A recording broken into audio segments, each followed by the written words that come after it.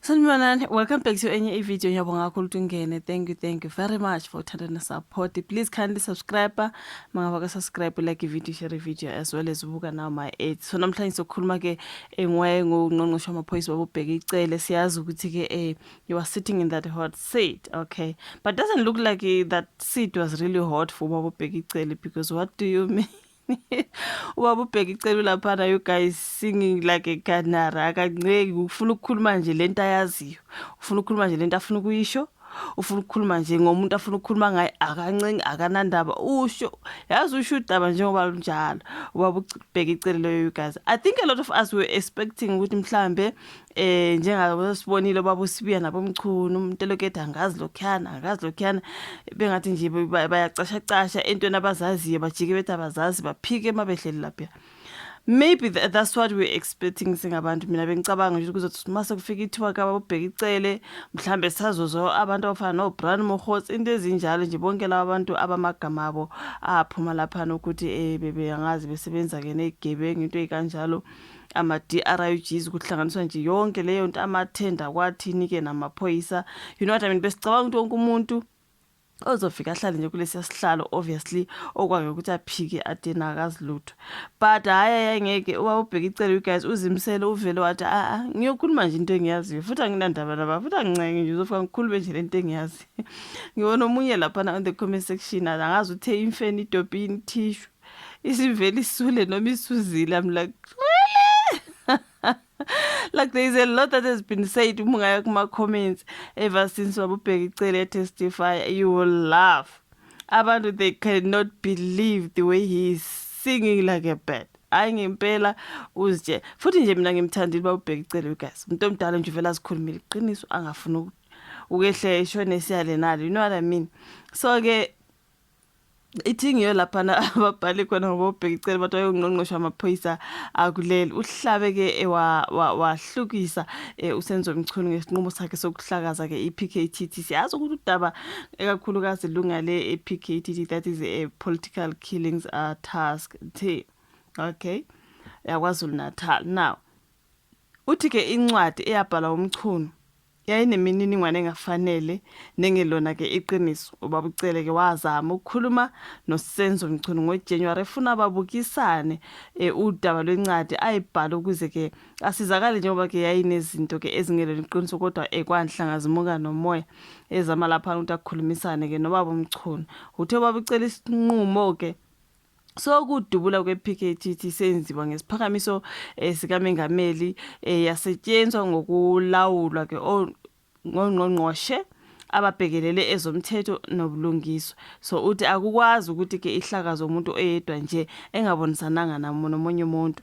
Uma ke ebengazi ubengaxhumana ke noMengameli mhlamba abuze ukuthi ke ukhuluma nobani uma efuna ukuthatha isinqumo esifana nalesi. So uthe ubaba ucele ke umazi kahle uKhethi Matlala uthi waqala ukumazi ke ngoDisemba ngonyaka ka2024 emva kokuthi amaphoyisa agasele kwakhe lapha bexhunyaniswa ke bexhunyaniswa uMabonga Mpungose. Kuse kwavela uMabonga, yamkhumbula uMabonga lo wayindoda kaLondi London owashona edutshula lapha kweSantinti. Uma ngabe yamkhumbula uMabonga, maybe I'm gonna have a picture. Nguyena uMabonga okukhulunywa ngayo, you guys. Uthi ke uye wavuma babubheka icele. Khumbula kwakune story sokuthi babubheka icele ukuthi he slept at Khethi Matlala's penthouse, something like that. Akafika ngeke lapha waphika babubheka icele. Uthe yes, I did, and twice. You know what I mean? Ngimthande liqiniso nje eliphuma kuyena, okay?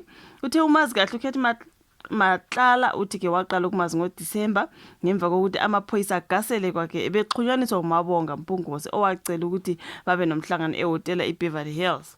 uMatlala wayefuna usizo lwakhe ngenkiyankiya ke ayezithola engene kuyona, enxusa ke uGeneral Sibiya ukuba avulele uMajor General Khumalo icala lokwebiwa lakhe likanokusho nobucebo kaNkosikazi wakhe. Can you just imagine? Hayi nje kwaba uSibiya ke nankosi yami. Hayi uMatlala ke wayenezikhalo ezimbili. Esokuqala kwakuwukuthi ke uzithole ebhukude esizibeni nje angasiqondisisi kahle. Ngezwe ke ngoMatlala, ngoba ucele ukuthi ngezwe ngoMatlala ukuthi wahlangana noBrian Mogotsi noSenzo Mchunu kukhulunywa ngokuthi axhase umkhankaso kaMchunu wokuba umengameli wezwe. Ayizwa ke axhaswe uMatlala abukhankasele kuba umengameli wezwe. Inqobo nje uma engeke asondeze yena ubaba uCele noJacob Zuma. So esinye isicelo ke sikaMatlala anhle sabe singesaqala. Esesibili ke isicelo sikaMatlala okuxazulula ke udaba lokuvulela uKhumalo icala ke lokweba iwashilelo ke likaNogusho Ntontoni. Sibiya wathi angibhale incwadi efungelwe esola uKhumalo ngokweba iwashi nobucwebe kodwa akafuni ukwenza lokho ngoba ke kuzophazamisa ubudlelwano bakhe namaphoyisa kwazise wayenethenda phela kukhulunywa ngaye ke bani uMatlala. Kuningi ke lapha nokukhulunywa babubhekicele bafethu. It's just that mina ukuthi angifuni ukuthi ngilethe ama video, sometimes ama videos anokuthi asifake inkinga. You know, like when you take a video that is already recorded by someone, we later on your channel kuba ngolunye udaba next time in future, you know. So angize ngathanda ukuthi waletha ngoba le nto senke ngahlangabezana nayo kuzothiwa reused content, kuzothiwa what sometimes ama copyright into ekanjalo. So I prefer nje ukuthi at least mangilethe iclip ngimute bese and I speak over, or otherwise si avoid nje ama clips njengoba trenda kanje wonke ama clips alolu daba lwase emadlanga commission nase ad hoc committee ngale ngase parliament. So ukusebenza lawo ma clips for me ngiyangibone ngathi kungafaka ichannel yami enkingeni. So I rather not, at least ngifunde into ebhaliwe mhlambe mangiyithole lo clip ngimute and speak over into ekanje, noma mhlambe mfake isithombe into ezobalula. Otherwise if I bring clips ngithi mamelani, sometimes kusifake enkingeni. Ngiyangizwa abantu bathi hayi letha le clips izwele. Guys, ayisebenzi kanjalo. You cannot upload someone else's content kuba inkinga. So yona ke into kababa uBhekicele bafethu hayi uyazikhulumela nje uBhekicele akafuni nje uyazini. I love him a lot.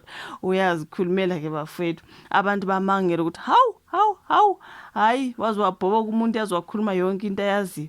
Hayikho into ayiphikayo nje, uzakhuluma nezinye angazibuzwa ngagcizelela athi hey ngesikhathi esinje kwakunje kungubani nobani kutheni kwangathini. Wow baba uCele angazi isho uvula ka comment section uyilike le video, subscribe, share, sizobonana kwenye ezayo. Bye.